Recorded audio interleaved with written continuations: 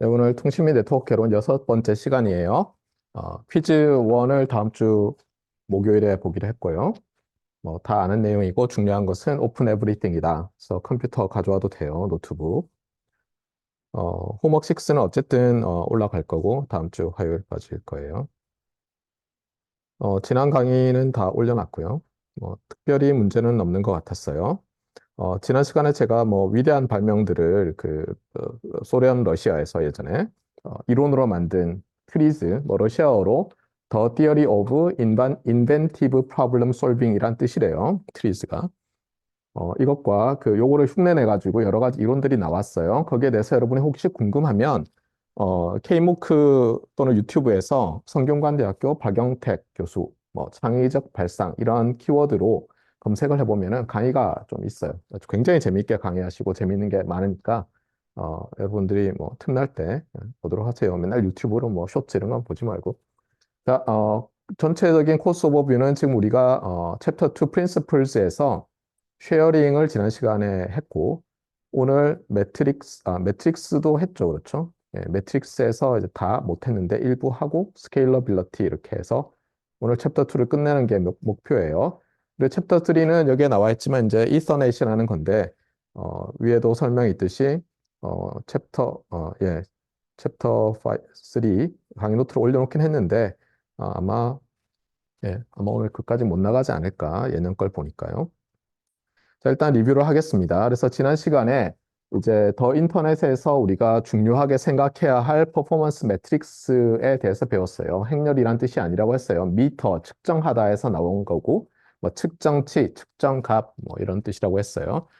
여기도 설명이 뭐 간단하게 돼 있지만 모든 엔지니어링은 옵티마이제이션이고, 옵티마이제이션을 잘 하려면 뭐죠? 옵티마이제이션 티어리를 좀 알아야 되겠고, 개념이 있어야 되겠죠.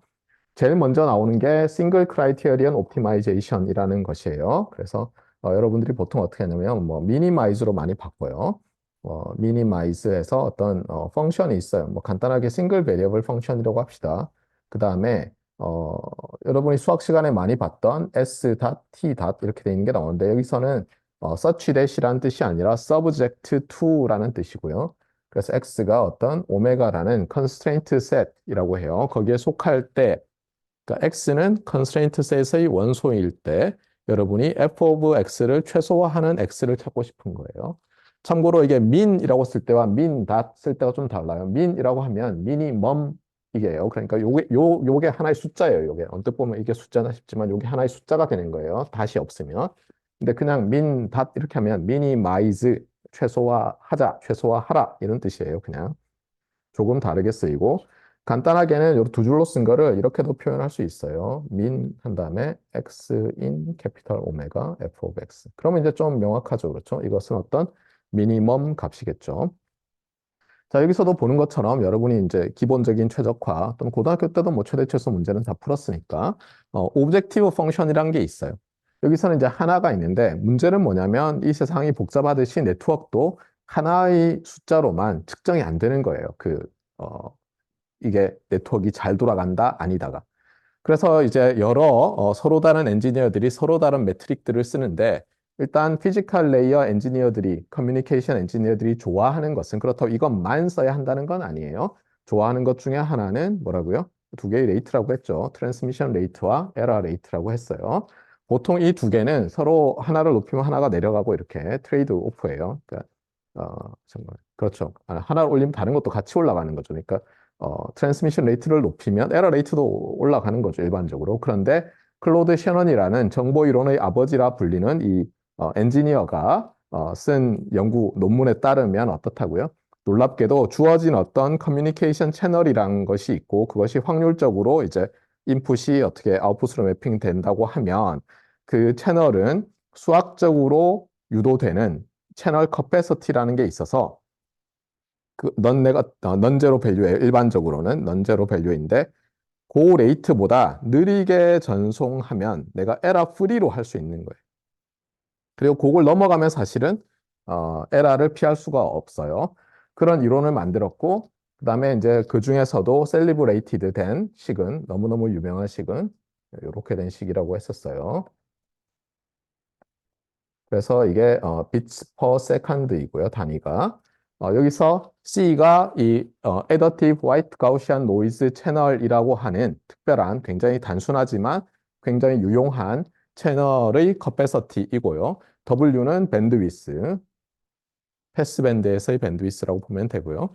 P는 수신 파워, 그 다음에 N노트는 수신기에서의 가우시안 노이즈의 원사이디드 파워 스펙트럴 덴서티, 그 다음에 여기 W는 다시 나왔죠. 그래서 얘를 그려보면 어떻게 되냐면 얘는 여기 그리기는 좀 애매해요. 파라미터 너무 많아서. 하여튼 어쨌거나 이런 식이 나오고요. 얘보다 낮은 값으로 내가 목표를 잡고 디자인을 하면 굉장히 에러가 사실상 0이라고 할 정도로 작은 어떤 트랜스미터에 사용하는 인코더, 리시버에서 사용할 디코더의 짝을, 페어를 디자인할 수 있다는 거예요. 지난번에도 얘기했듯이 통신하는 사람들은 여기 채널이 주어지고 우리가 여기 사실은 소스, 데스티네이션이 있다고 하면 여기다가 어떻게 보면 인코더, 여기다가 디코더라는 걸 디자인하는 거예요. 그러니까 요 두 개를 디자인하는 거예요. 네. 짝으로 디자인하는데 하다 보면 어떤 때는 얘만 디자인하겠죠. 예. 그래서 얘만 디자인하다 보면 얘를 전체를 하나의 어떤 소스로 볼 수 있고 그러면 또 시그널 프로세싱 문제가 되기도 해요. 그래서 여러분들이 통신을 전공한다고 하는 교수님들 중에서 보면은 실제로 이쪽은 거의 건드리지 않고 수신기에서만 디자인하는 사람들도 많이 있어요. 그러니까 예를 들어서 제가 산학 과제를 하는데 한 과제는 여기서만 디자인을 하고 있고 다른 한 과제는 여기서만 디자인을 하고 있어요. 네, 이쪽은 잘 될 것이다 이러면서 자 구별을 좀 하면 좋겠어요. 어쨌거나 그렇고요. 그 다음에 네트워크 엔지니어들은 또 사용하는 게 뭐 딜레이와 드루풋이라고 했는데 딜레이는 간단히 얘기하면 이래요. 물론 다른 책들 보면 다 다르지만 하나의 패킷에 대해서 얘가 딱 떠나서 도착하는 데까지 걸린 시간 이렇게 보면 간단하고 드루풋은 하나가 아니라 이걸 여러 개를 계속 보낼 때 그래서 최종적으로 제가 비유를 하면 뭐였어요? 그 자동차 공장에서 5분에 한 대씩 차가 만들어진다라고 하는 게 어, 드루풋이라고 한 거죠. 출구에서 봤더니 차가 탁탁탁탁 계속 나오는 게 5분이라는 것이지 사실 이 차는 어때요? 지금 방금 나온 5분 간격으로 나온 요 차들은 한 30일 걸린 거예요. 조립하는 데는. 그래서 드루풋이란 게 있다. 그래서 구별을 해야 된다. 하나의 패킷에 대해서 딜레이, 그다음에 일종의 시퀀스 오브 패킷에 대해서 드루풋 이렇게 생각하면 좀 이게 차이가 왜 생기는지 구별하기가 쉽다. 그다음에 딜레이 지터라는 얘기를 하면서 네트워크에서는 여러 가지 언서턴티들이 있기 때문에 내가 시퀀스 오브 패킷을 보낼 때 내 어떤 소스에서 데스티네이션에 도착할 때 이것이 걸리는 각각의 패킷이 경험하는 딜레이가 다를 수 있고 그러면 그것을 이제 어떤 기준점을 보고 생각하면 이제 지터 조금씩 앞뒤로 이제 큰 값, 작은 값 이런 게 있는 거죠. 그래서 딜레이 지터가 불가피하기 때문에 우리가 뭐 영상이라든가 이런 음성이라든가 이런 거를 순차적으로 플레이해야 되는 경우에는 그런 지터의 디스트리뷰션이 우리가 가져야 할 플레이 버퍼, 플레이백 버퍼의 양을 결정한다. 통계적으로 이런 얘기를 했어요. 뭐 어떤 때는 굉장히 안 올 수도 있죠. 그러면 우리가 확률적으로 계산해서 이 정도 잡으면 10번에 뭐 한 번은 문제가 있지만 9번은 문제 없더라. 그러면 그 사이즈로 잡는 거예요. 자, 그래서 그런 얘기를 했고요. 그 다음에 우리가 수학적으로 이 네트워크를 해석하기 위해서 Q라는 것을 많이 쓴다고 했어요. 그래서 제일 간단하게 얘기하면 우리 그 버거킹에 있는 키오스크 그 두 개가 이렇게 막 붙어 있는데 어떻게 보면 거기는 뭐라고 했어요? 줄이 두 개 있고 그렇죠? 사실 줄이 하나다가 마지막에 둘로 갈라지나요?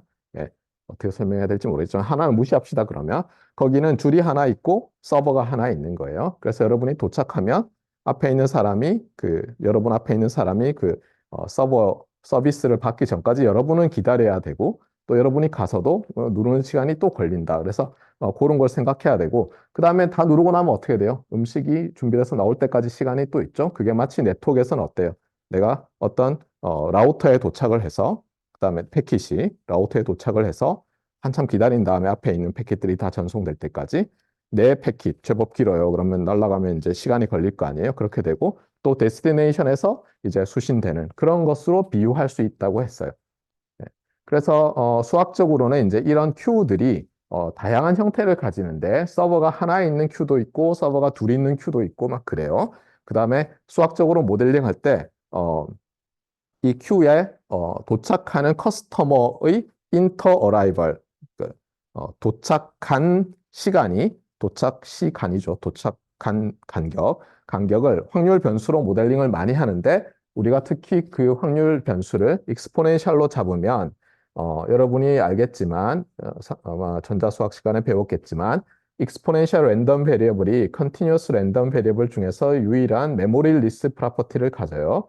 그래서 여기서 말하는 요게 밑에 있네요. M, 요게 뭐냐면 인터 어라이벌 타임이 익스포넨셜이다 이런 뜻이에요. 인터 어라이벌 타임 디스트리뷰션이 익스포넨셜이라는 뜻이고요. 그래서 M이 메모리 리스예요.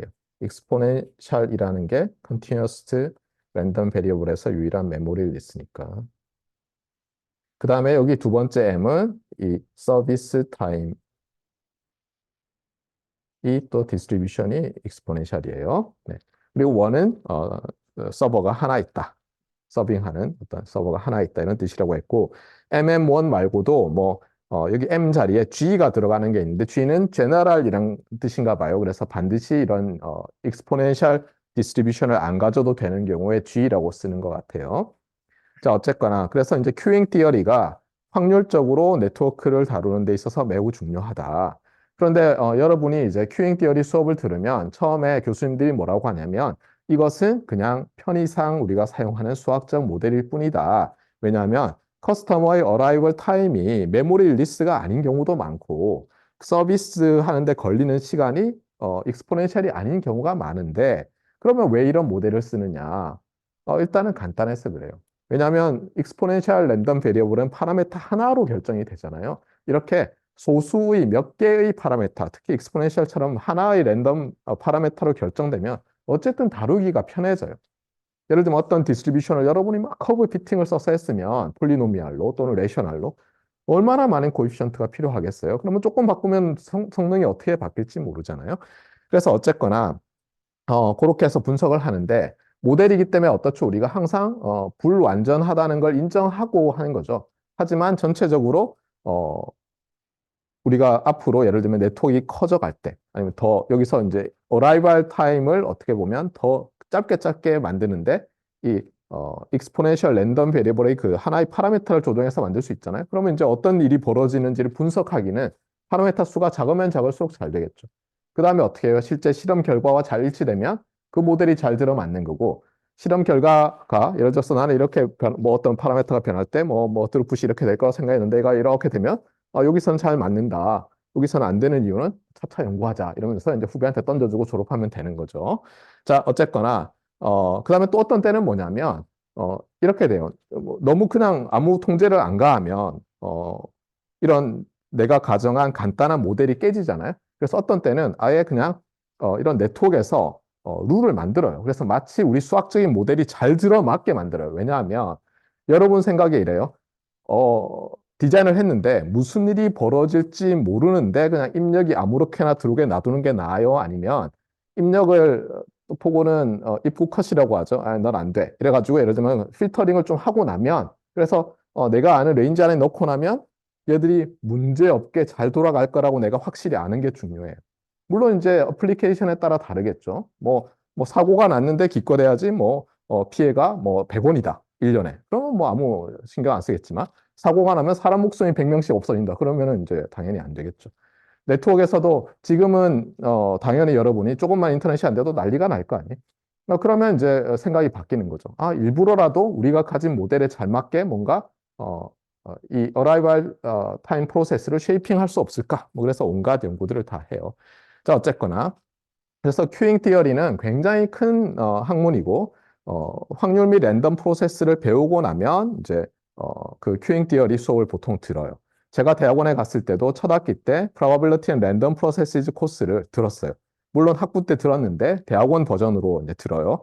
그러면 교수님들이 좀 이 확률을 Measure Theoretic 버전으로 가르쳐요. 왜냐하면 그전에는 그렇게 가르치면 이제 학부생들은 아, 난 통신 안 할래, 난 네트워크 안 할래 하면서 다 이제, 예를 들면 반도체를 하러 다 가거든요. 그러니까 교수님들이 이제, 이 학생들을 처음에 워드 오프라 그러죠. 이렇게 쫓아내지 않으려고 너무 어려운 얘기를 안 하죠. 근데 일단, 대학원에 들어와서 특히 이제, 제가 다녔던 퍼듀 대학처럼 학생들을 일단 뽑아놔요. 어드미션을 줘요. 그래 놓고는 한 학기 막 경쟁을 시킨 다음에, 너 잘하네, 우리 랩에 와. 이렇게 경쟁시키는 학교들은, 뭐, 그다음부터는 대학원에서 갑자기 자, 여러분들 학부 때 수학과 가서 리얼 어널리시스는 다 들었죠? 자, 그걸 다 안다고 가정하고 이러면서 막 진도를 나가면 어떻게 되겠어요? 네, 세 과목만 듣고 랩에 가지도 않아요. 저는 처음에 대학원에 가서 지도 교수가 없었어요. 그러니까 그냥 대학원에 가서 세 과목을 들은 거예요, 첫 학기에. 근데 그런 식으로 강의하면 그 세 과목이 어떻게 했어요? 여러분이 경험한 전공 필수 중에 가장 많은 시간을 투입했던 것보다 더 많은 시간을 투입해서 공부하지 않으면 어떤 일이 벌어질까요? 한 학기 후에. 제가 어떤 교수님한테 가가지고 교수님 제가 뭐 학비도 많이 드는데 빨리 저를 대학원생으로 뽑아주셔야 되지 않을까요? RA로? 그럼 뭐라 그러겠어요? 내 수업 들었네, 자네. 아이고, 성적이 다른 교수를 쳐다보게. 그러면 이제 어떻게 되죠? 네, 집에 전화를 해야죠. 아, 아버지 또 지도 교수를 못 구했는데 한 학기 등록금을 또 보내주셔야 되겠습니다. 그러면 집안이 거덜나겠죠. 그러니까 어떤 일이 벌어져요? 그 유학 온 사람들이 엄청나게 경쟁을 하는 거예요. 서로 막, 잘 보이려고 교수들한테 수업 시간마다 막 질문하고 끝나면 아는 것도 모르는 척 다시 물어보고, 이게 이런 거죠. 말하면서, 너는 어떻게 알았니까? 자신은 찾아봐 놓고는 잘 생각해 보니까 이래야 될 것 같은데요. 뭐 이런 거짓말도 막 하면서 엄하고 피를 하는 거죠. 예. 그러니까 교수들이 막 신나가지고 우리 학생들은 너무 열정적이야 이러면서 당연히 그런 수업은 들었을 줄 알고 뭐 스스로를 속여가면서 막 강의를 하죠. 예. 그러고 나면 이제 두 번째 학기에 뭘 듣겠어요? 당연히 큐잉 티어리 이런 거 들으라고 하죠. 네트워크 전공하면. 그러면 이제 지도 교수를 잡았다가 어떤 일이 불행한 사태가 발생해요. 예. 그 수업을 또 지도 교수가 했는데 B를 받는다 이러면 갑자기 지도 교수가 불러요. 미스터 초, I'm quite disappointed 하면서 뭐라 그러냐면 You are fired 이러면은 이제 갑자기 RA가 아니에요 더 이상 학과에 우리 지도 교수님의 페이롤에 나는 더 이상 명단에 올라가지 않는 거예요. 물론 이제 미국의 주에 따라서 어떤 때는 그런 것이 엄격히 금지된 주들이 있어요. 그러니까 뭐냐면 이런 거예요. 제가 예를 들어서 처음에 한 달에 뭐 1,000불씩 받기로 했어요. 등록금은 당연히 교수님이 대주시고 1,000불씩 받기로 했어요. 와 신난다 이랬어요. 근데 중간에 우리 교수님이 어, 너희 퍼포먼스가 좀 이상하니 절반으로 줄이자 이러면은 미국에서 좀 이 공화당 틱한 주들은 주립대학들이 그런 걸 허용해요. 그러니까 지도교수가 그때그때 상황에 따라서 이 퍼포먼스에 따라서 그냥 갑자기 불러가지고 너 절반 잘렸어. 너 퍼포먼스 너무 안 좋아. 그런데 또 약간 민주당 틱한 주들 있잖아요. 매사추세츠 이런 데 가면은 룰이 있어요. 스튜던트 유니언이라는 게 있어요. 좀 이상하죠, 그렇죠? 대학원생 노조. 그래가지고 학교랑 이제 맨날 협상을 하거든요. 그래서 학교랑 이제 협상을 맺어놨어요. 재밌는 건 뭐냐면 학생의 샐러리를 절대 깎을 수 없다. 그러면 이번처럼 이제 갑자기 대통령이랑 뭐 장관이 자, 이제 국가 예산들 뭐 20%씩 컷합시다. 뭐 어떤 일이 벌어지냐면 그냥 해고해요. 왜냐하면 줄일 수가 없어요. 그러니까 랩에서 예를 들면 5명이 있었잖아요. 예. 그러면 그냥 2명을 자를 수밖에 없어요. You are fired. I am sorry. 뭐 according to president's decision. 뭐 이런. 그래서 과연 어떤 때는 이런 민주당적인 주의 그런 어떤 스튜던트 유니언이 학교랑 맺어놓은 룰들이 과연 바람직한 건가? 그렇잖아요. 방법이 없거든요, 거기는. 다 해고할 수는 없잖아요. 다 줄일 수는 없으니까. 예. 하여튼 그런 이제 저도 처음에는 인디애나주 공화당 같은 주죠. 거기 대학원 생활 대학원생 생활을 하고 그다음 매사추세츠에 딱 갔더니 너무 다른 거예요, 세상이. 예. 느낌은 뭐냐면 갑자기 무슨 그 공산주의 치하에 살고 있는 것 같은 느낌이 들어요. 그러니까 예를 들면 자동차 보험도 제가 인디애나에서 들던 제가 이제 대학원 생활 6년이나 했으니까 고객이 된 거예요, 굉장히. 그래가지고 막 내려가 있었어요, 사고도 안 내고. 그래서 이제 매사추세츠주로 이사를 가서 거기 있는 오피스에 전화를 해서 내가 매사추세츠 번호판 이걸로 바꿨다라고 전화해야지 하고 하다 보는데 없어요. 미국에서 가장 큰 그 자동차 보험 회사 뭐 이런 거였는데 없어요. 사무실이. 이상하다. 그래가지고 저희 헤드쿼터 이런 데 전화를 했어요. 그랬더니 we are sorry, we do not operate in the state of Massachusetts 이러는 거예요. 그러니까 매사추세츠 주에서는 미국에서 가장 큰 자동차 보험 회사가 영업을 안 해요. 에잉? 그래가지고 그다음 세컨드 찾아봤어요. 또 없어요. 서드 없어요. 상위 10개, 20개 한 군데도 영업을 하지 않아요. 그래서 물어봤어요. 대학원생한테 왜 안 하냐고 그랬더니 교수님 저기 그 가시면은 저기 자영업 하시는 보험 업자한테 하셔야 된다고. 갔어요. 두 배를 달려. 그래서 뭐냐면 이제 주 정부가 룰을 그렇게 만들어 놓은 거예요. 뭐 어떤 해가지고 그 소위 말해서 미국에서 잘 나가는 자동차 보험회사들이 영업을 못하게 딱 해놨어요. 그리고 자영업자들이 하게 해놓은 거예요. 그러니까 보험료는 이만큼 받고. 네, 참 그런 황당한 일이 있었죠. 다시 돌아와서 쓸데없는 얘기를 너무 오래 하고 있는데 하고 싶은 말은 뭐냐? 여러분들이 사실은 한국의 대학원은 지금 인구가 줄어들고 있다 보니까 좋은 일이 있죠. 그렇죠. 교수님들이 서로 여러분들을 뽑으려고, 물론 여러분들이 팔다리, 머리가 멀쩡하게 달려 있고 성적이 나쁘지 않고, 그러니까 불성실하지 않다라고만 파악되면 그냥 다 데려가려고 그러죠, 지금은. 예. 그래서 여러분 성적이 중요해요. 성적은 여러분의 성실도를 측정해 주는 거예요. 안타깝게도. 실제 그렇지 않지만. 다시 돌아와서 근데 많은 그 여러분들이 실제로 뭐 국내에서만 경쟁하는 게 아니라 실제로 국제적인 경쟁을 해야 되잖아요. 근데 안타깝게도 가장 큰 덩어리인 미국이나 중국 이런 데는 경쟁이 굉장히 치열하고 학생들이 엄청나게 열심히 해요.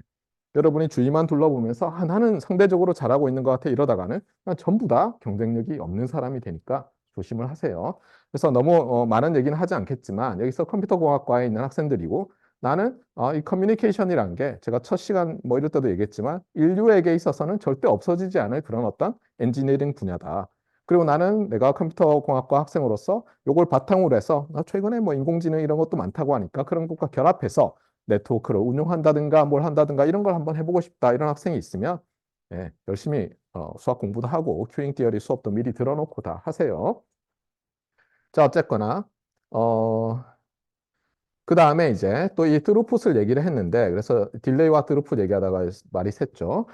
드루풋에서는 어떻다고요? 어쨌든 최종적으로 패킷들이 착착착착 나오는 걸 보는데 문제는 더 인터넷이라고 하는 이 컴퓨터 네트워크였던 녀석은 지금은 이제 사물 네트워크랑 마찬가지죠. 더 인터넷이. 어떻게 작동합니까? 디스트리뷰티드 돼 있는 어떤 그런 뭐 시스템을 만들기 위해서 오늘 배우지만 end-to-end 프린시플이라는 걸 갖고 있어요. 뭐냐면 소스, 데스티네이션이 각각 end예요. 여기서 말하는. 그러면 어떻게 하냐면 얘 둘이서 패킷을 보내고 얘가 잘 받았으면 에크를 보내고 얘가 타임아웃 돼서 못 받으면 또 보내고 하는데 문제는 그렇게 되면 어때요? 이 라운드 트립 타임이라고 제가 얘기했던 그 RTT라고 했던 녀석 라운드 트립 타임에 패킷 하나밖에 못 보내죠. 그리고 사이즈는 패킷 사이즈는 맥시멈이 있어요. 예. 그러면은 거기에 이제 제약이 되잖아요. 그래서 소위 말하는 아웃스탠딩 패킷, 아직 에크를 받지 않았지만 일정한 패킷들은 미리 던져 놓을 수 있게 해준다고 했죠. 그렇게 함으로써 드루풋을 높이는 방법을 쓰고 또 어떻게 해요? 플로우 컨트롤이나 컨제스션 컨트롤도 요 에크와 뭐 윈도우 사이즈 이런 정보를 가지고 결국은 이 던지는 윈도우 사이즈를 잘 조절해서 아까 말한 버퍼 사이즈죠. 그거는 참 윈도우 사이즈를 조절해서 그러니까 아웃스탠딩 버퍼의 바이트 수 또는 옥텟 수를 제한을 해서 컨트롤 변화를 줘서 전체를 컨트롤한다 이런 말들도 했어요. 자, 그래서 대충 뭐 중요한 말들은 다 했고요.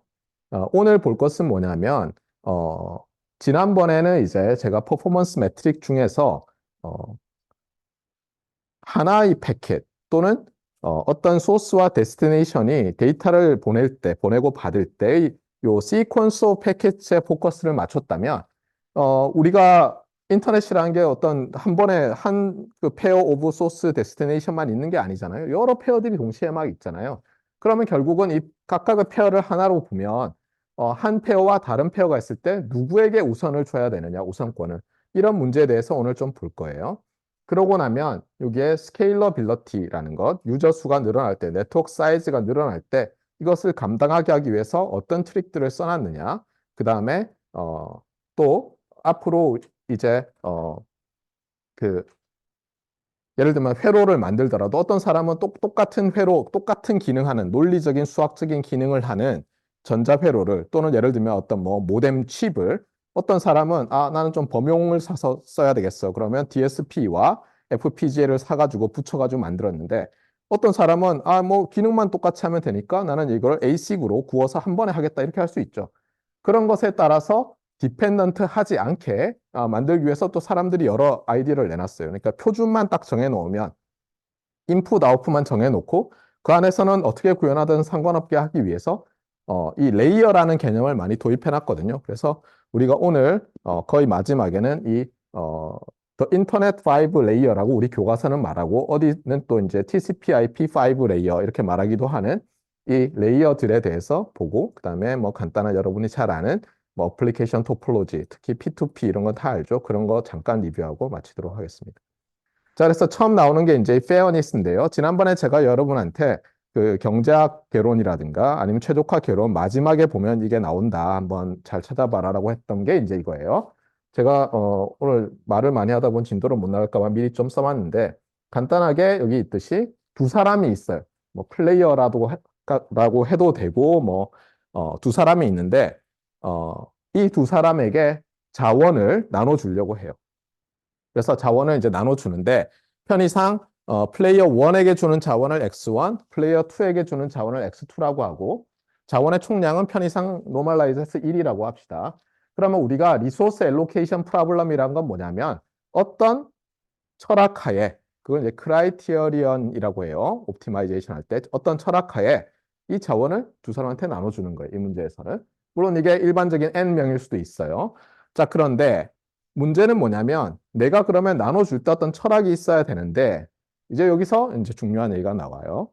이 유틸러티라는 것을 디파인을 해요. 그래서 첫 번째 플레이어는 X1이란 걸 받으면 캐피탈 U sub 1 of X1이라는 뭐 간단하게 얘기하면 행복감을 느끼는 거예요. 이게 행복감이 배가 정말 부른 것일 수도 있고 그냥 기분만 좋은 것일 수도 있지만 어쨌든 측정할 수 있다고 합시다. 그 다음에 두 번째 플레이어는 X2라는 걸 이제 자원을 받을 텐데 양을 리소스를 맞아요. 1 중에 X2를 받을 텐데 얘는 요만큼 해피하다고 느껴요. 자, 요거를 정할 수 있다고 합시다. 물론 실제로는 뭐예요? 어렵죠. 예.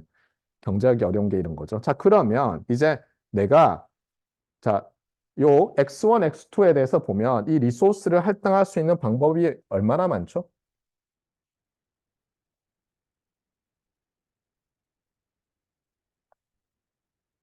이렇게 됩니까? 저 안에 있는 저 쉐이디드 에리어에 있는 어떤 한 포인트가 내가 플레이어 1에게 할당한 리소스, 콤마 플레이어 2에게 할당한 리소스가 되는 거죠. 맞습니까? 왜냐하면 X1, X2는 각각 0 이상 1 이하인데 합은 1 이하잖아요. 우리 중학교 때 하던 거잖아요. 그렇죠? 그려보시오. 예. 그러면 내가 한 포인트 딱 잡으면 그게 나의 어떤 리소스 엘로케이션이 되는 거죠. 할당이. 맞습니까? 자, 이렇게 되면 그림을 잘 보세요. 이게 X1, X2 축이에요. 여기는 캐피탈 U1, 캐피탈 U2 축이에요. 그러니까 뭐냐면 내가 여기서 이제 어떤 A라는 포인트랑 어떤 B라는 포인트, 어떤 C라는 포인트가 있어요. 소문자로 썼어요. 자, 그러면 어떤 일이 벌어졌는지 봤더니 A라는 포인트에 있는 리소스 엘로케이션을 여기 딱 집어넣어서 U1, U2 축에서 그러면 U1, U2라는 점이 나올 거 아니에요. 걔를 딱 찍었어요. 그랬더니 대문자 A가 나왔어요. 그 다음에 여기서 B라는 점이 있을 거 아니에요. 요 feasible solution이라고 하죠. 요런 것들을. 요 constraint set 안에 있는 녀석들. feasible allocation B를 선택해서, lowercase B를 선택해서 utility 1, 2를 계산해서 U1, U2 축에서 점을 딱 찍었더니 여기 찍혔어요. 대문자 B. 그 다음에 C도 마찬가지로 찍었더니 여기 찍혔어요. 자, 그러면 자 이제 고민을 좀 해야 돼요. 이 중에서 우열을 이 엘로케이션이 저 엘로케이션보다 훨씬 더 낫다라는 우열을 판단할 수 있는 것은 어느 겁니까? 예를 들면 여기 A와 C를 비교해 봅시다.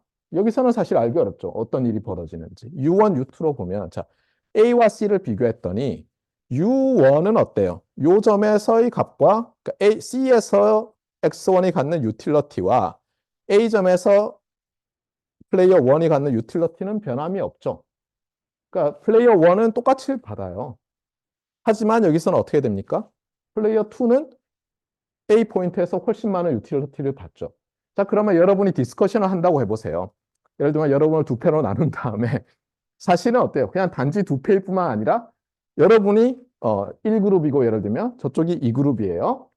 자, 그때 1그룹이 이런 디스트리뷰션으로 이런 엘로케이션으로 나누재요. 뭐라고 하냐면, 우리는 don't care. 뭐 어차피 똑같은데 두 개 하면 신경 안 써 빨리 갈래. 이랬어요. 그럼 뭐 여러분 뭐라고 해야 되죠? 잠깐만 기다려. 더 좋은 방법이 있어. 너희는 똑같이 받지만 우리가 훨씬 더 많이 받으면서 컨스트레인트를 만족하는 방법이 있잖아. 왜 저걸 고집해? 너희는 이상한 사람들이네. 좀 뭐, 다 공동체를 위해서 좀 좋게 생각해야지. 이렇게 말할 수 있잖아요. 맞습니까? 자, 그 다음에, 어, B와 C, 여기서 B와 C 솔루션으로 이제 비교를 한다고 해보세요. 그럼 어떻게 됩니까? 이번에는 또 이쪽 그룹에 있는 사람들이 이러겠죠. 빨리 집에 가려는 사람들 보고, 아, 잠깐만 기다려. 더 좋은 해법이 있어. 너희는 손해를 전혀 안 보면서 우리는 베네핏을 얻는 솔루션이 있는 것 같아. 그거 해준다고 너희 손해 안 가잖아. 그러니까 손해가 안 가는 게 굉장히 중요하죠. 그렇죠? 자, 이게 어떤 아이디어입니까? 비교할 수 있는 거면 어때요? A점이 C점보다 낫죠. B점이 C점보다 낫죠. 그런데 문제는 어떻게 생겨요? A와 B를 비교할 때 생기죠. 네. 이렇게 비교하면서 이제 논의를 하면 건강한 논의예요. 왜냐하면 여러분이 이 유틸러티라는 이 펑션이 이상한 펑션이 아닌 이상은 여러분이 경제학 시간에 배웠던 그 믹스트 스트래터지 이런 거 있잖아요. 이런 엘로케이션을 같은 팔러시로 여러 번 하면 평균도 할 수 있어서 A와 B를 연결하는 포인트들은 다 어치브 할 수 있잖아요. 웨이트를 주면. 그래서 어떻게 되냐면 요 어치버블한 U1, U2 페어가 보통 어떻게 나타나냐면 컨벡스 셋, 볼록한 집합으로 나타나요. 여기서. 그리고 볼록한 집합이면 경계가 있겠죠. 예. 문제는 뭐냐면 이 볼록한 요 집합의 경계에 있는 X축, Y축 말고 그러니까 호리젠탈 버티컬 축 말고 경계에 있는 점들은 이게 어느 게 더 낫다고 말하기가 어려워요. 한번 볼까요? 자, 여러분은 예를 들어서 A점으로 하자고 하고 있어요. 아니죠. B점으로 하자고 하고 있어요. 여러분은 A점으로 하자고 하고 있고. 자, 근데 문제는 뭐냐면 내가 여기서 이렇게 이동하면 어떤 일이 생기나요? 요 사람들은 점점 많아지죠. 가지는 게. 점점 행복해요. 근데 여러분은 어때요? 점점 불행해져. 거꾸로죠. 그러니까 뭐냐면 어떤 포인트들이 있냐면 어떤 포인트에서는 조금 퍼터베이션을 주잖아요.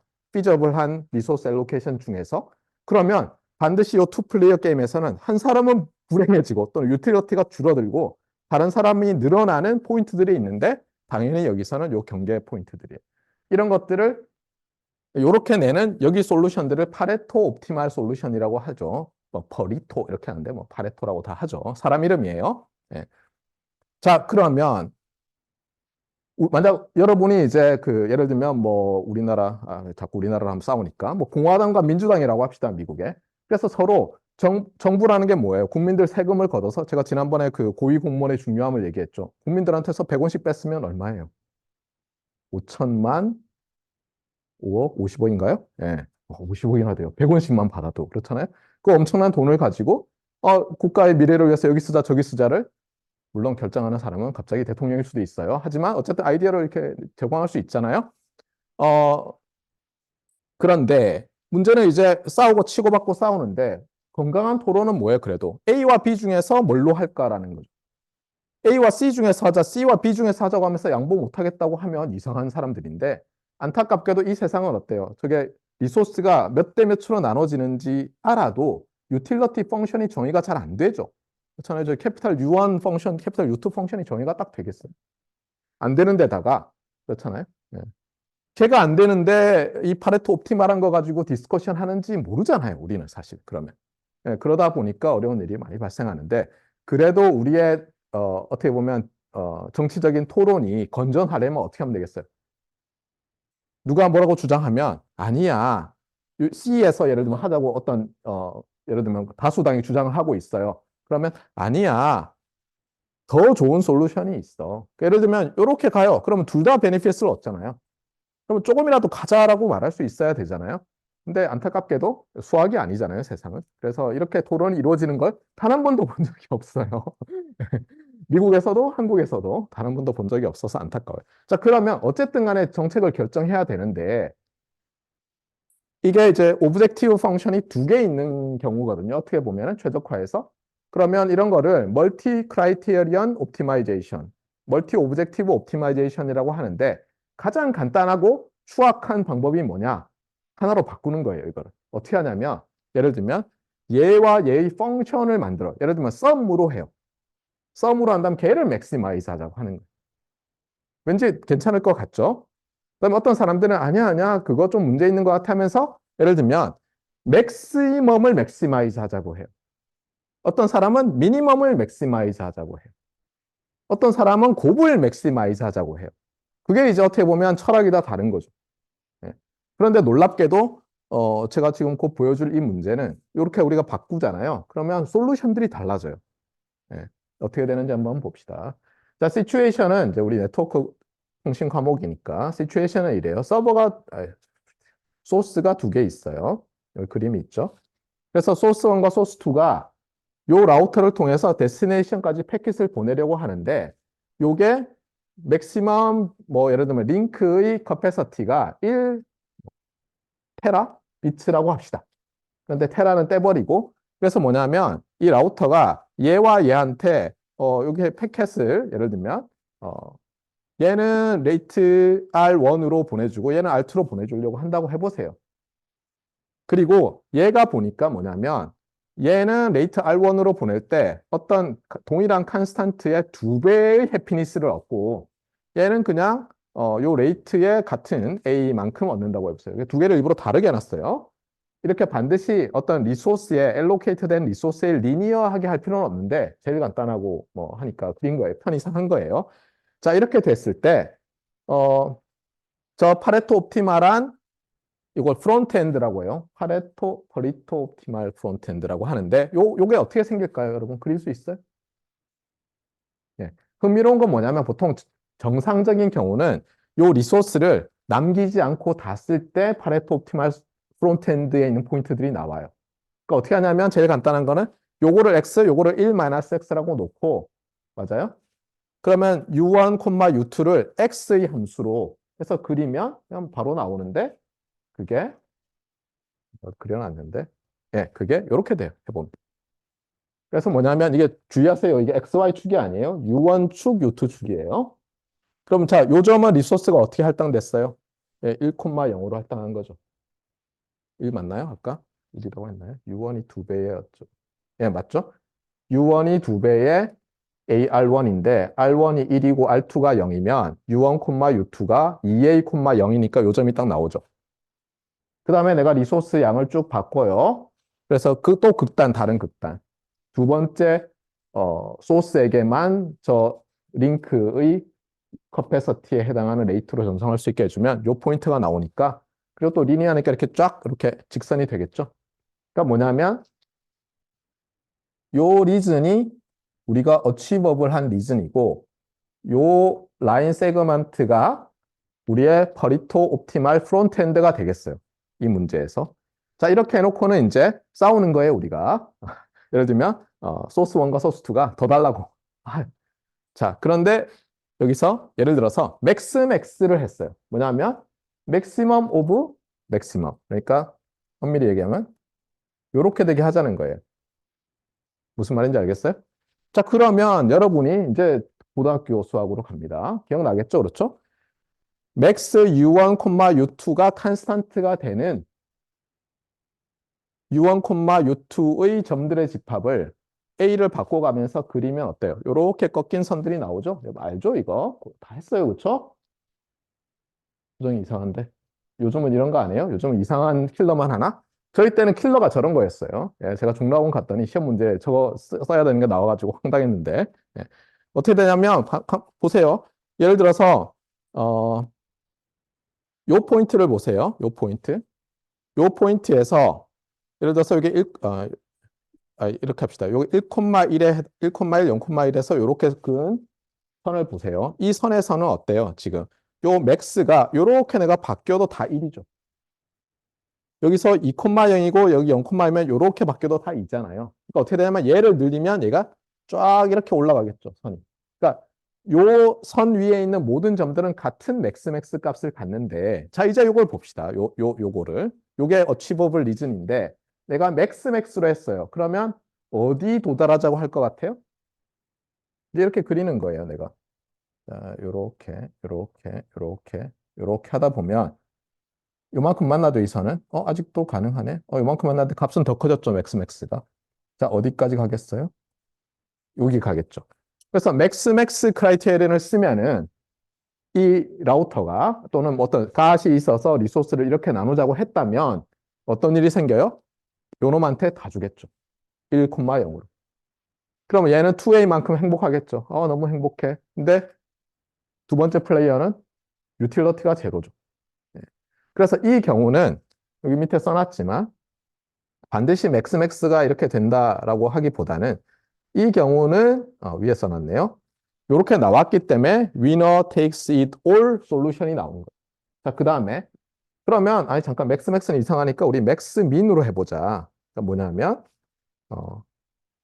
아니죠. 맥스썸으로 해보자. 그래서 뭐냐면 maximize U1 더하기 U2로 해보자는 거예요. 이건 좀 쉽죠. U1 더하기 U2가 일정하는 선은 어떻게 돼요? 패럴렐한 거죠. 요 45, 마이너스, 아니죠. 어떻게 써요? 기울기가 마이너스 1인. 그러면 고등학교 때, 중학교 때 많이 했듯이 이렇게 움직이다 보면, 뭐야, 이때는 똑같이 또 얘가 나왔네요. 우연히, 그렇죠? 그래서 맥스 썸을 했더니 또 이놈이 나와가지고 위너 텍스 올 솔루션이 나와버렸어요. 뭐지? 이번에 맥스민으로 해봤어요. 맥스민은 어떻게 됩니까? 자, 요렇게 돼 있는 선이 만약에 요 feasible reason과 만난다면은 그때의 민 값은 여기 해당하는 어떤 숫자겠죠. 쭉 내려오는 거예요. 그러다 보면 여기 딱 닿는데 맞아요? 어디서 닿나요? 네.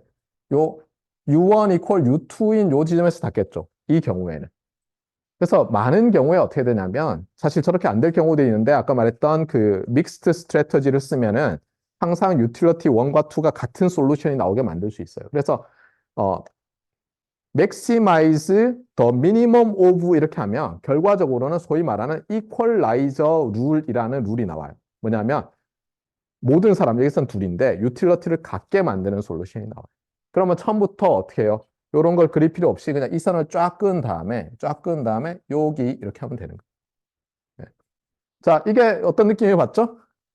아까에 비하면 어때요? 아까는 맥스 했더니 천민자본주의 같고 맥스민 했더니 공산주의 같죠, 약간. 다 같이 못 살자, 똑같이 못 사는 사회, 얼마나 멋지냐. 어. 자, 그런데 어느 경우든 문제가 있다고 봐서 사람들이 이거 다 아니다, 이런 간단한 거 말고. 그러니까 참고로 이런 식으로 유틸리티를 가지고 스칼라 펑션을 만든 다음에 그냥 싱글 크라이테리언 문제로 푸는 테크닉을 스칼라라이제이션이라고 해요. 그러니까 분명히 멀티 오브젝티브 문제인데 귀찮으니까 그냥 하나로 바꾸는 거. 물론 이게 유일한 방법 아니에요. 이게 편한 방법이에요. 알겠어요? 네. 안 그러면 너무 복잡해서 그래요. 편한 방법.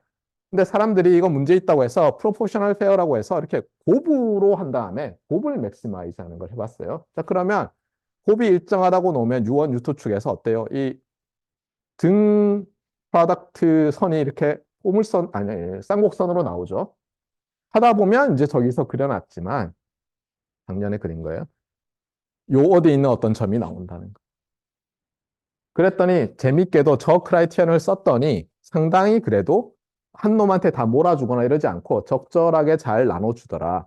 그런데 저거를 인터프리트 하는 방법이 있어요. 나중에 여러분이 찾아요. 그래서 저거 이름을 프로포셔널 비례적 공정이라고 하는데 여러분이 이제 살다 보면 그 이런 뭐 퀀티파이어라고도 하고 뭐 또 뭐라 데지그네이터라고도 하나요? 이런 형용사 있잖아요. 앞에 뭐 수식하는 거. 예. 그러면은 보통 왜 이렇게 좀 더 한정하니까 관사를 더를 붙이잖아요. 예.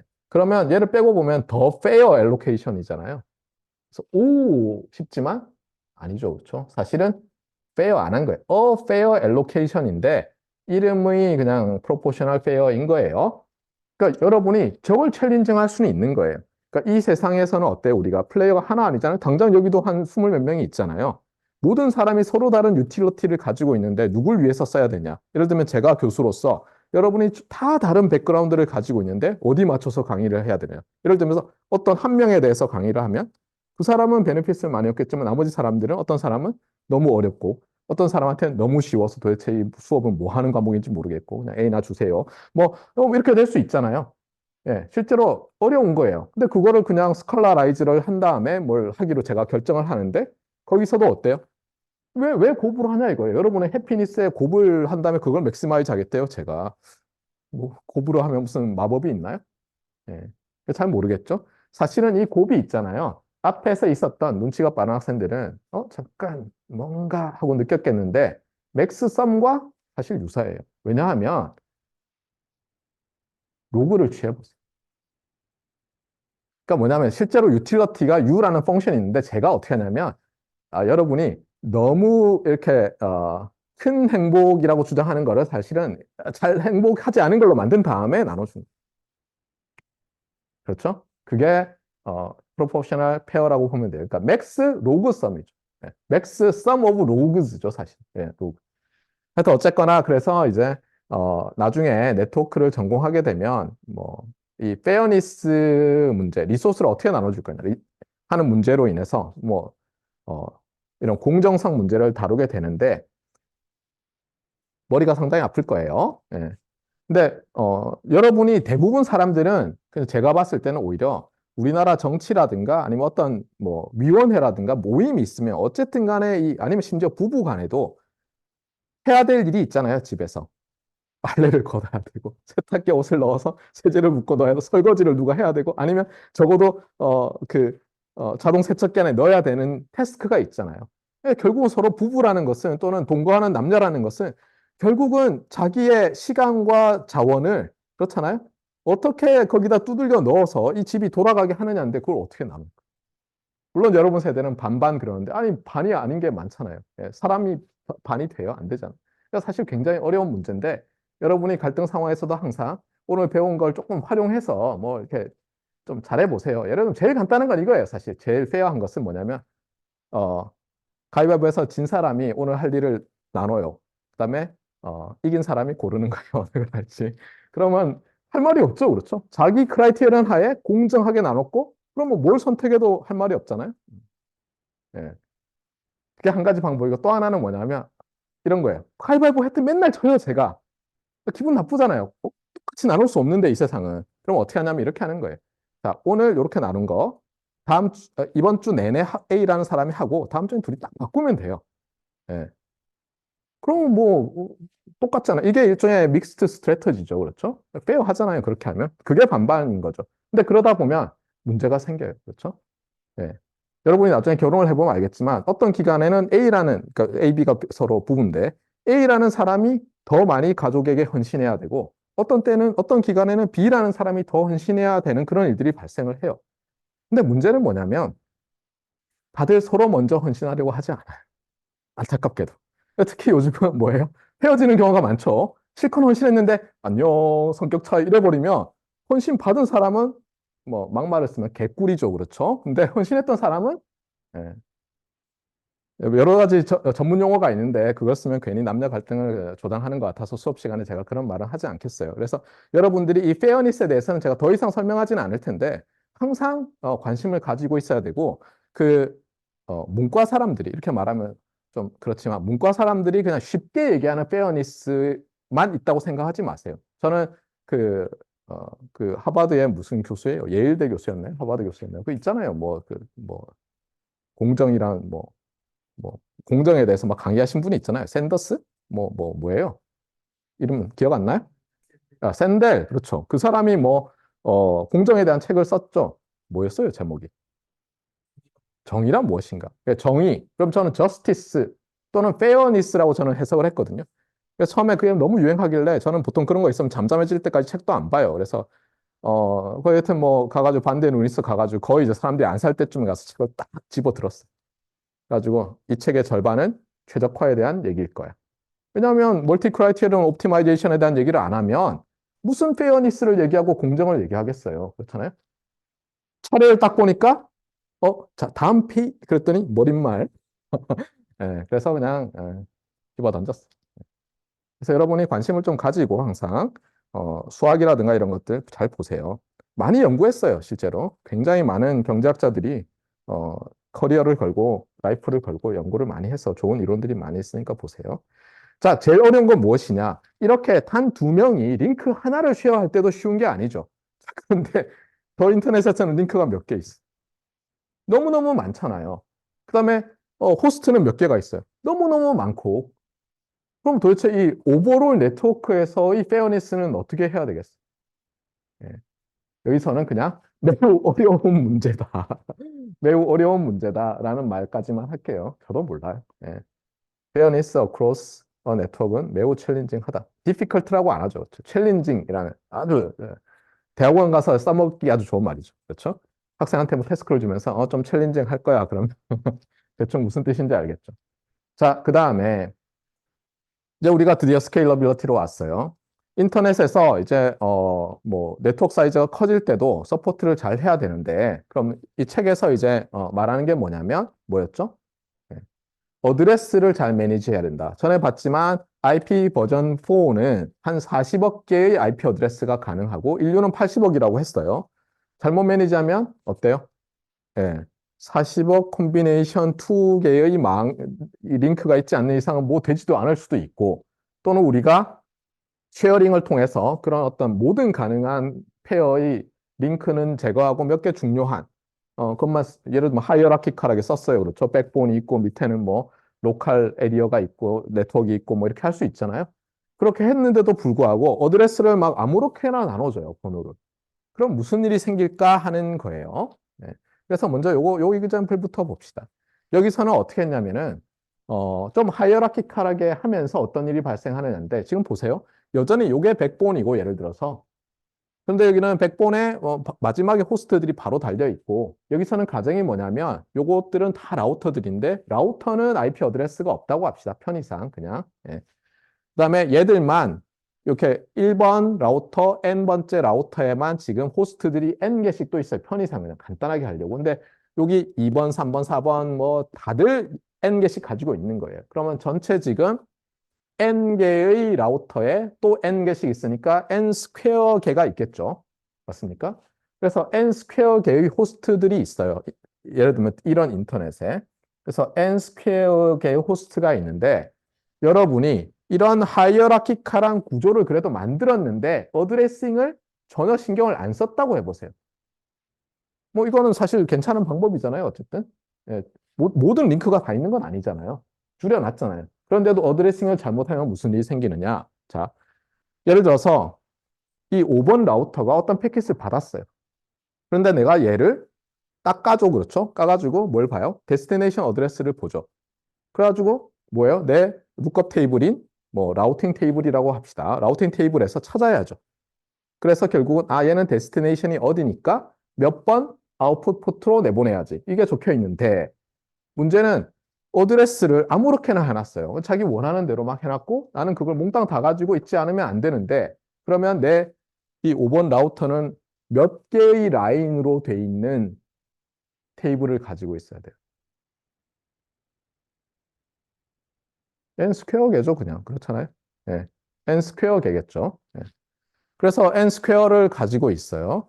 자, 그런데 여기서는 어떻게 해놨냐면 보세요. 어드레싱을, 그러니까 주소를 어떻게 했냐면 1번 라우터에 붙어 있으면 1점이라고 한 다음에 1, 2, 3, 4 해서 n까지 붙이고 n번째 라우터에 있으면 n점 해서 1, 2, 3, 4, n으로 붙여놨어요. 자, 그러면 만약에 5번 라우터가 어떤 패킷을 딱 받았다고 합시다. 그러면 나는 이 라우팅 테이블에 몇 개의 줄이 필요하죠? 여전히 여러분들은 아니 뭐 n 제곱이지 뭐 할지 모르지만 어떻게 해요? 네. 이제는 어떻게 하냐면 얘가 딱 열어가지고 나한테 바로 연결된 호스트들인 5번이라고 하면 5점이라고 된 녀석들은 내가 어디로 보낼지 알죠? 그렇죠? 아웃풋 포트 중에 n개가 묶여 있으니까 걔들은 다 필요하고 나머지는 어떻게 하면 되겠어요?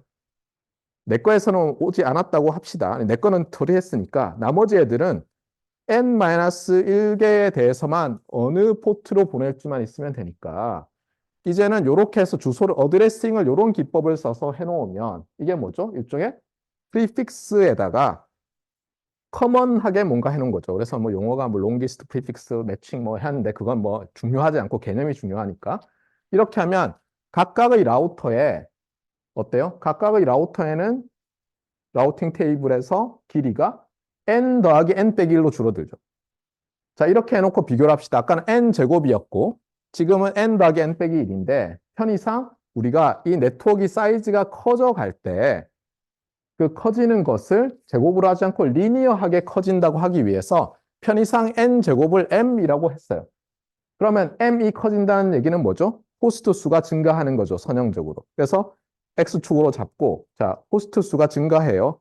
그런데 이런 식으로 하이어라키컬한 네트워크에서 하이어라키컬하게 프리픽스를 이용해서 잘 이용해서 어드레싱을 했더니 각각의 라우터에서의 라우팅 테이블 길이는 어떻게 증가합니까?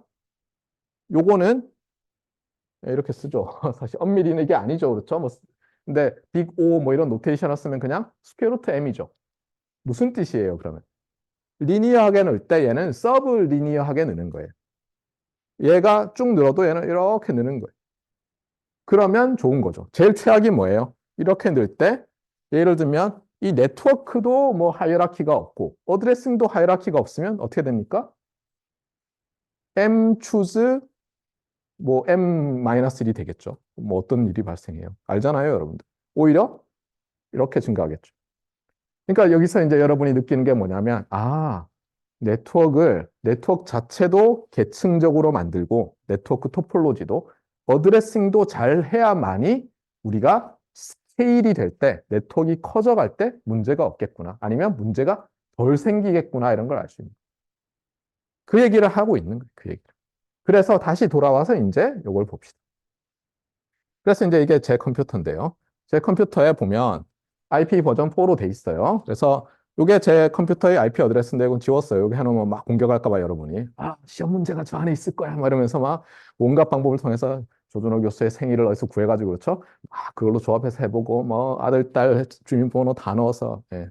어쨌든 이렇게 돼 있어요. 여기 보세요. 서브넷 마스크라는 게 있거든요. 그럼 무슨 뜻이냐면 요게 255가 올 원이에요. 비트로 보면. 예. 예, 올 원이죠. 8개의 올 원인 거죠. 왜냐하면 보세요. 이게 0에서 255니까 8비트, 8비트, 8비트, 8비트로 돼 있다고 했잖아요. 주소가. 48, 32비트로 돼 있어서 약 45개가 가능한데 이게 무슨 뜻이냐면은 요 서브넷 마스크를 주면은 그러면 요거를 각각을 다 비트로 나타내 봐요. 그럼 8개가 있을 거 아니에요? 그럼 어떻게 하냐면 얘랑 모듈러 XOR을 해요. XOR. 그러니까 11이면 1, 00 아니죠. 뭐라고 해야 되지? 5월을 잠깐 그렇죠. 예, 5월인가요? 잠깐 헷갈리고 있어요. 곱하는 건데 그렇죠? 예, 곱이니까 예. 그래서 1이면 남겨놓고 나머지 갖다 버려요. 예. 그렇게 하면 어드레스가 하나 나오겠죠. 걔가 어떻게 보면 내가 속한 이 서브넷의 대표 번호인 거예요. 어떻게 보면. 내가 속한 서브넷. 어떻게 되냐면 그림이 있지만 여기에 이제 어떤 서브넷이라고 해서 호스트들의 그룹이 있어요. 얘들은 공통된 서브넷 마스크를 가져요. 그러니까 뭐냐면 지금 이렇게 놓으면 지금 요 서브넷 안에 호스트들은 141.223.88 모시기가 되는 거예요. 전부. 그런 뜻이에요, 이게. 알겠어요? 내 서브넷의 번호는 141.223.88이다. 물론 이 안에는 뭐 1인 것도 있고 2인 것도 있고 뭐 300은 없겠죠. 255까지니까. 뭐 있는 거예요. 다 채워질 필요는 없고. 그 다음에 기본 게이트웨이 주소를 보세요. 141.13.8899라고 돼 있잖아요. 그러면 뭐냐면 이 중에서 이 서브넷 141.2388이라는 서브넷 중에서 99번째 마지막 IP 어드레스를 갖는 녀석이 요 놈이. 이게 게이트웨이 호스트예요. 어떻게 보면 라우터일 수도 있고. 예. 쟤를 통해서 다 가는 거예요. 쟤를 통해서. 그 다음에 요거는 이제 DNS인데 DNS는 지난번에 뭐라고 했었어요? 우리가 알파벳 같은 걸로 예를 들면 구글 이렇게 해놨는데 뭐 IP 어드레스를 번호로 알아야 되잖아요. 그러면 얘들은 보세요, 지금. 자, 요 서버의 IP 어드레스가 2개가 있는데 얘들은 우리 서브넷 안에 있습니까? IP 어드레스가 2개인데 서버의 IP 어드레스는 우리 서브넷에 없죠. 그러면 어떻게 되냐면 이런 거예요. 요 서브넷 안에 있는 컴퓨터, 제 컴퓨터가 예를 들면 google.com에서 엔터를 땅 치잖아요. 그러면 요 HTTP 프로토콜이 누구한테 보내요? 얘한테 물어봐요. 패킷을 날려서 우리 저기 조 교수가 저기 google.com IP 어드레스가 뭔지 물어봐. 그러면 요 녀석이 저한테 제 컴퓨터한테 걔는 뭐 몇 점 몇 점 몇 점 뭐야 하고 딱 보내주는 거예요. 그러면 어때요? 제 컴퓨터가 그걸 재빨리 받은 다음에 그러니까 먼저 얘한테 IP 어드레스를 물어서 받은 다음에 그 다음에 그 IP 어드레스 번호로 돼 있는 녀석으로 패킷을 날리면 이제 요 게이트웨이가 받아서 어떻게 해서 당연히 아까 날린 것도 요 게이트웨이 통해서 딴 데 어디 있는 DNS 서버로 갔다가 왔겠죠. 근데 이렇게 갔다 온 다음에 패킷이 이렇게 해서 저 구글 서버까지 가는 거예요. 그런데 자, 보세요. 얘가 고장이 났어요. 무슨 일이 생기겠어요? 아무리 내가 웹브라우저에서 구글 엔터 쳐도 그냥 목통인 거죠. 응답이 없습니다. 그래서 보조 서버를 넣어놓죠, 보통. 왜냐하면 큰일 나잖아요. 우리가 다 기억을 못할 겁니다. 여러분 구글 몇 번인지 기억하는 사람들 없잖아요. 그러니까. 그래서 보면 알겠지만 결국은 뭐냐면 스케일러빌리티라는 것은 더 인터넷이 커질 때 결국 호스트 수가 늘어나는 거죠. 가장 기본적으로. 그럴 때 우리가 어떤 식으로 네트워크 전체의 그 라우터들이라든가 이런 것들의 토폴로지를 만들어야 되고 어드레싱을 어떻게 해야지 우리가 리니어하게 예를 들면 늘어날 때 어떻게 되는지 보면 사실 이게 뭐 스퀘어하게 늘어나면 어떻게 되는지 매핑하면 되잖아요. 리니어할 때 어떻게 변하는지 모르면 이게 뭐 루트로 뭐 로그로 늘 때 모르니까. 그래서 그런 걸 다 고려했더니 결국은 어드레스 매니지먼트가 매우 중요하더라. 그 다음에 이건 뭐 컨제스천 컨트롤과도 관련이 있어요. 사이즈가 늘면 갑자기 다목통이 돼버리면 곤란하죠. 그래서 프로토콜을 잘 디자인해야 된다.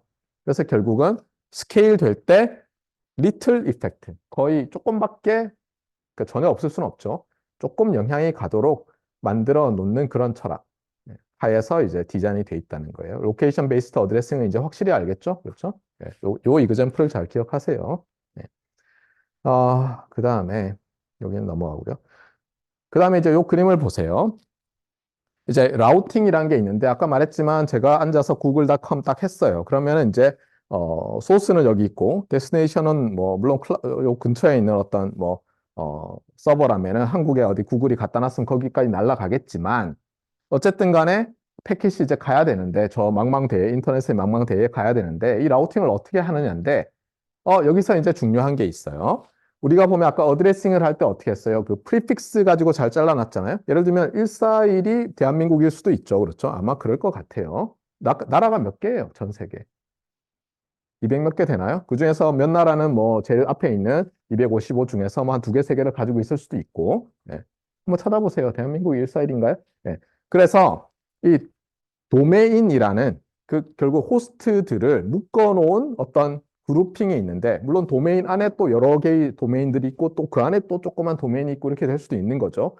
예를 들면 postec.ac.kr이라고 돼 있어요. 그러면 kr이라고 돼 있는 도메인 안에서 AC, 아카데믹 뭐 기관, 인스티튜트 안에서 포스텍이 있는 거죠. 맞습니까? 네.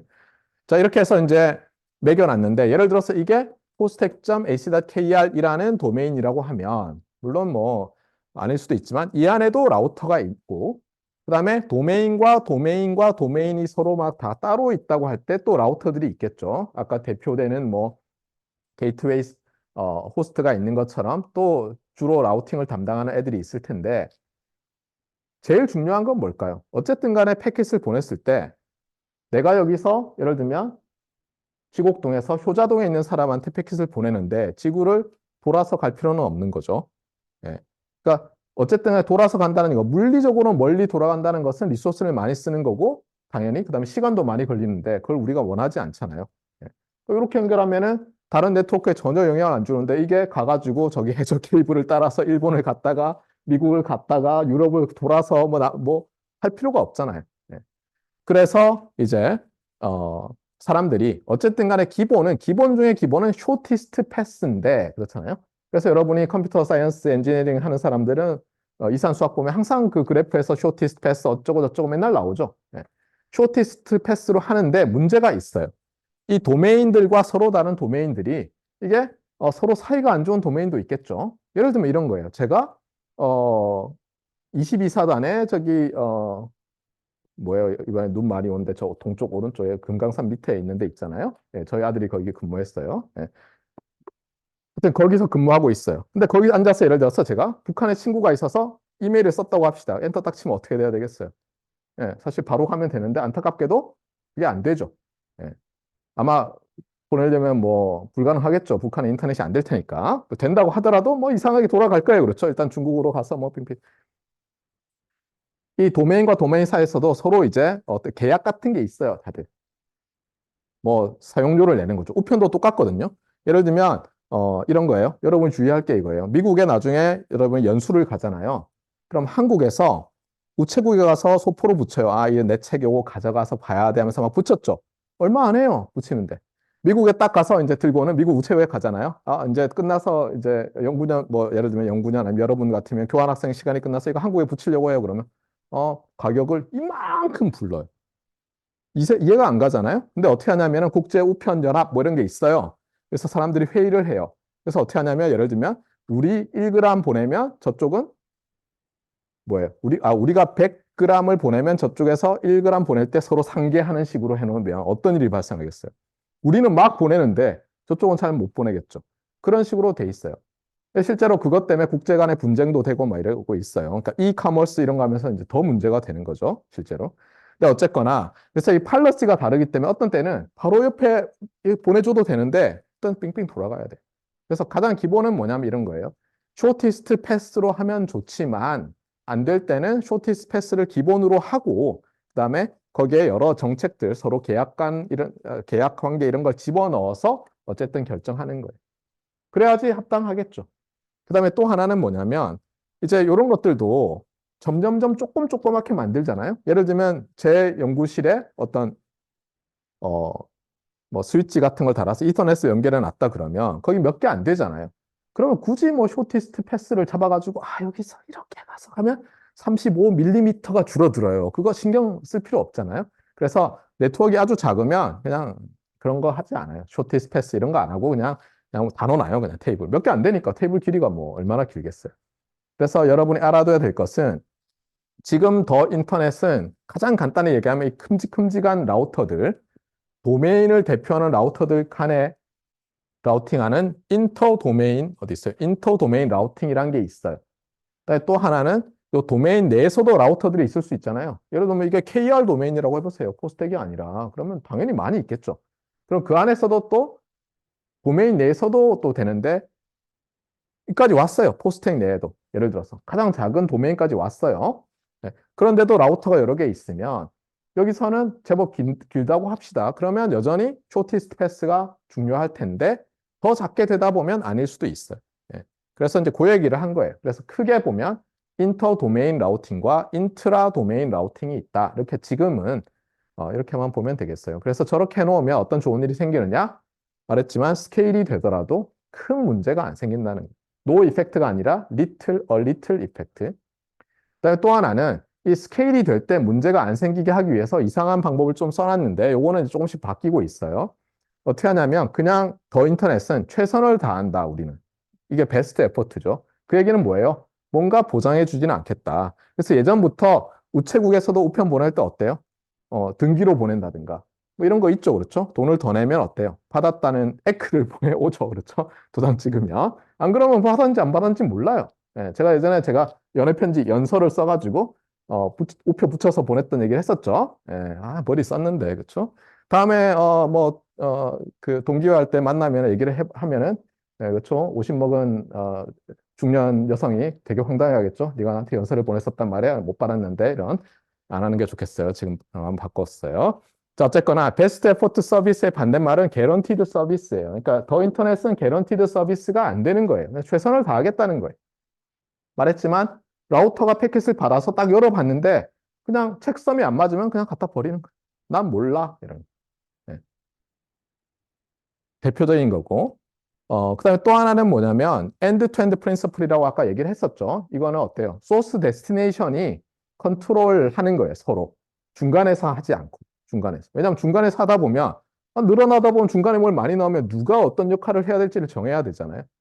그런 거는 안 한다. 그럼 중간에 있는 놈들은 어떻게 하느냐? 이렇게 하는 거예요.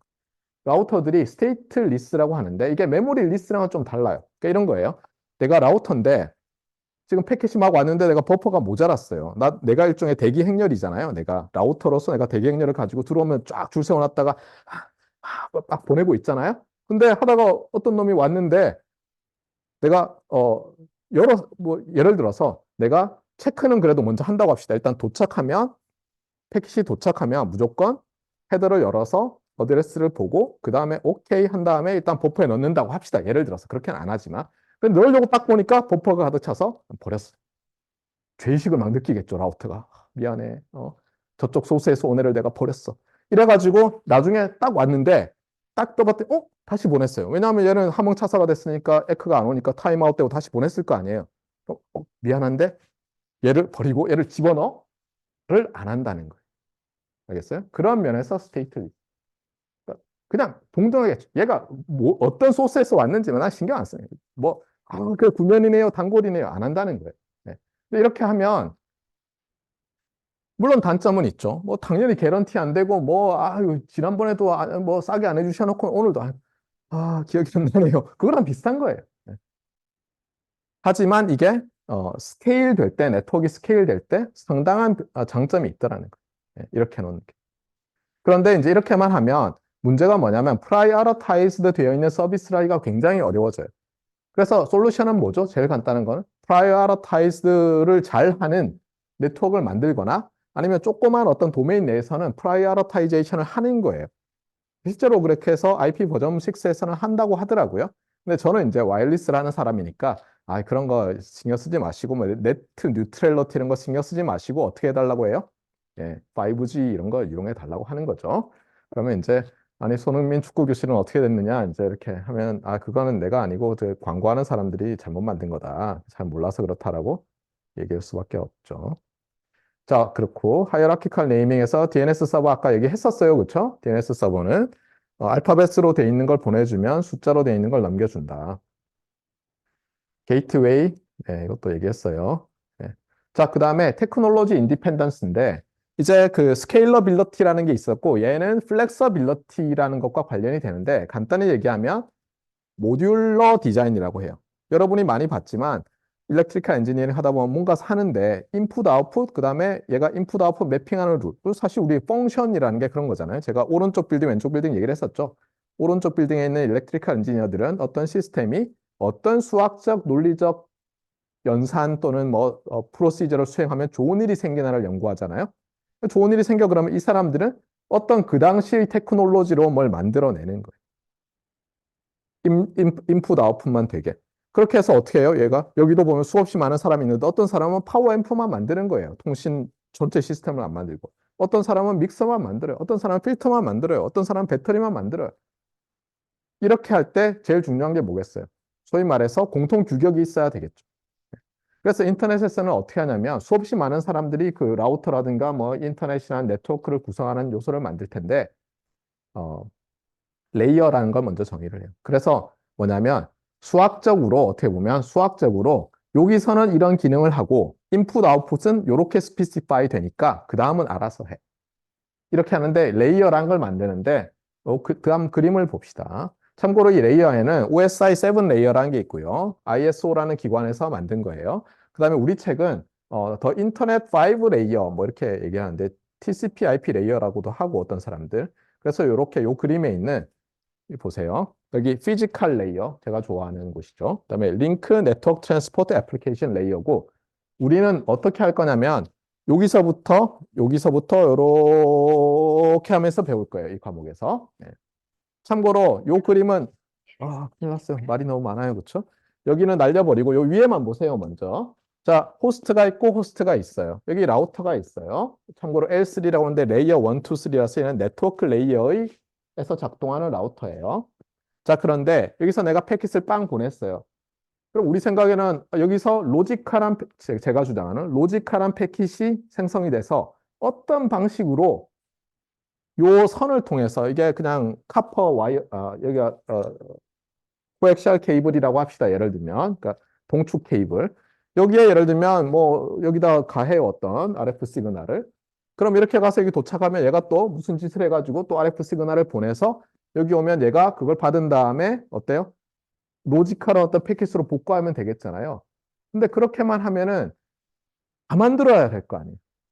부분을 만든다는 게 안 되잖아요. 그래서 레이어를 일단 나눠요. 그래서 뭐냐면 요 안에서도 애플리케이션에 따라서 얘가 인풋 아웃풋이 정해진 걸로 딱 만들어서 여기 어떤 패킷 또는 뭐 이름이 다를 수 있어요. 넘겨줘요. 트랜스포트 레이어에서 또 무슨 짓을 해서 또 넘겨주는데 여기서는 계속 제 주장으로 하면 다 로지컬한 일이 벌어져요. 그러니까 그냥 여러분들은 저기서는 패킷이 계속 그냥 심볼이고 이런 거예요. 벡터고. 그러다가 요 피지컬 레이어에서 딱 출력이 나오잖아요. 그럼 여기선 정말 아쿠스틱 웨이브라든가 RF라든가 뭐 이런 거예요. 그래서 쭉 가는 거예요. 그래서 어떻게 되냐면 여기서 패킷을 딱 제너레이션해서 우리가 이렇게 갔다 간다고 하지만 요 레이어에서는 어떤 일이 벌어지냐면 여러분이 딱 하면 여기서부터 상위 레이어부터 5번 레이어부터 패킷이 생성돼서 조금씩 뭔가 컨버전이 일어나다가 여기서 일렉트리컬 시그널이 돼서 정말 요 매질을 따라서 쭉 이동하고 그다음에 얘가 L3 라우터라고 하잖아요. 그럼 어떻게 되냐면 얘가 레이어 3까지는 일단 변환을 해요. 더는 안 올라가고 그다음에 다시 낮은 레이어로 해서 보내서 가는 어떤 라우터들은 여기서 이렇게 보내기도 하고 어떤 애는 L2면은 세컨드 레이어에서 이렇게 보내기도 하고 이래요. 거기에 대해서는 우리가 차차 배울 거예요. 그래서 중요한 것은 뭐냐면 이 과목에서는 여기도 있지만 인터넷 5 레이어로 해서 배울 거예요. 그다음에 넘버도 있죠. 대충 챕터 3에서 요거 배우고 5, 7 이렇게 배울 거고 OSI 7 레이어는 반드시 동일하진 않지만 요 다섯 번째 우리의 레이어, 우리는 가장 상위 레이어인데 이걸 또 쪼개놨다고 보면 대충 맞아요. 똑같지는 않고. 주의할 건 뭐냐면 우리가 AI 이런 거 하다 보면 레이어, 그래프에서 레이어를 얘기하는데 그때 레이어는 이게 인풋 레이어, 아웃풋 레이어 할 때 요거 자체가 베리어블이거든요. 그래서 어떻게 보면 여기 요 두 개를 놓고 보면 요게 인풋 베리어블이고 이게 아웃풋 베리어블인 거예요. 근데 거기서는 뭐라고 하냐면 여기서는 요거를 인풋 레이어, 요거를 히든 레이어, 아웃풋 레이어 이렇게 얘기하니까 좀 달라요. 우리가 박스를 만든 다음에 여기 인풋, 아웃풋 할 때랑 좀 더 비슷해요. 이 레이어는. 그래서 레이어가 있으면 그 레이어에 인풋이 있고 레이어에 아웃풋이 있는데 그것을 스페시파이 해놓고 그 다음은 다 알아서 하라는 거예요. 상세한 내용들은 뭘 하는지는 우리가 조금씩 볼 거예요. 이렇게 되면 뭐가 좋으냐면 모듈러라이즈드 되어 있는 시스템을 만들 수가 있고 그러면 여러 제조자들이 기여를 할 수 있게 되는 거예요. 서로 자기의 이익을 극대화시키기 위해서 경쟁하면서 가격이 싸지고 훨씬 더 많은 기기들이 저가에 뿌려지고 더 많은 사람들이 더 행복해지는 거죠. 나머지에 대해서는 요거는 어플리케이션 토폴로지는 여러분이 그냥 읽어보세요. 그리고 몇 장 안 되니까 다 아는 내용이에요. 예, 그리고 호목에는 내겠습니다. 자, 여기까지 하면 되겠죠.